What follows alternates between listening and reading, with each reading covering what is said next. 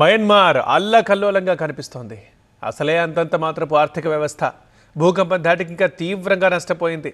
అంతర్జాతీయంగా ఆదుకుంటే కానీ గట్టున పడే పరిస్థితి లేదు. ఇంతకీ మయన్మార్ భూకంపానికి ఎంతమంది చనిపోయారు, ఎంతమంది ఆచూకీ తెలియాల్సి ఉంది. అసలు ఇప్పట్లో మయన్మార్ కోలుకుంటుందా? అంతర్జాతీయంగా అందుతున్న సాయం ఏంటి? నిలువ నీడ లేకుండా రోడ్డున పడ్డ వారి భవిష్యత్ ఏంటి? భూకంపం ధాటికి మయన్మార్ విలవెల్లాడుతోంది. ఇప్పటికీ అధికారికంగా 2060 మంది చనిపోయినట్లు అక్కడి ప్రభుత్వం ప్రకటించింది. కానీ మరో సంస్థ మరణాల సంఖ్య 2418కి చేరినట్లు అంచనా వేసింది. 3900 మందికి పైగా గాయపడ్డారు. 270 మందికి పైగా గల్లంతయ్యారు.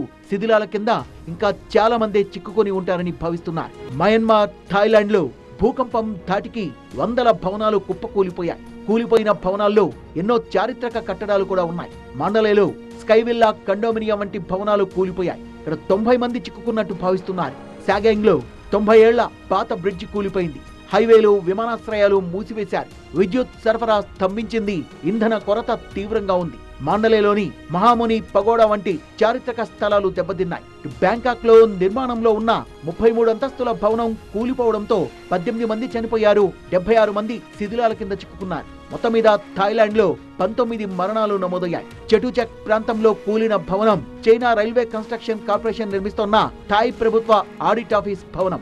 ఉపయోగించిన స్టీల్ నాణ్యత తక్కువగా ఉందని ప్రాథమిక పరీక్షలు తేల్చాయి. ప్రస్తుతం డ్రోన్లు, స్నిఫర్ డాగ్స్, స్కానింగ్ మెషిన్లతో రెస్క్యూ కొనసాగుతోంది. మయన్మార్ కు ప్రపంచ దేశాల నుంచి సాయం అందుతోంది. ఇప్పటి వరకు భారత్ ఆపరేషన్ బ్రహ్మ పేరిట 137 టన్నుల సామాగ్రి, 118 మంది వైద్య బృందం, 80 మంది రెస్క్యూ సిబ్బందిని పంపించింది.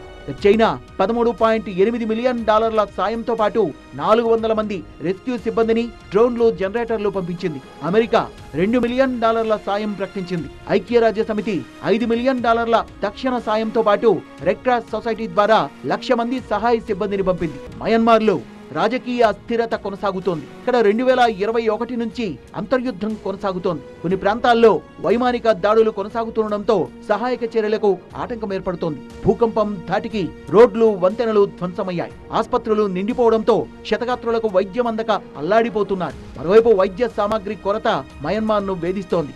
భూకంపం 3.5 మిలియన్ల మందిపై తీవ్ర ప్రభావం చూపించింది. 15 మిలియన్ల మంది ఆహార కొరతతో ఇబ్బందులు పడుతున్నారు. సహాయక చర్యలు కొనసాగుతున్నప్పటికీ దీర్ఘకాలిక పునరావాసం కోసం అంతర్జాతీయంగా సహాయం అందితేనే మయన్మార్ కోలుకుంటుంది. లేదంటే తీవ్ర సంక్షోభంలో చిక్కుకునే ప్రమాదం ఉంది.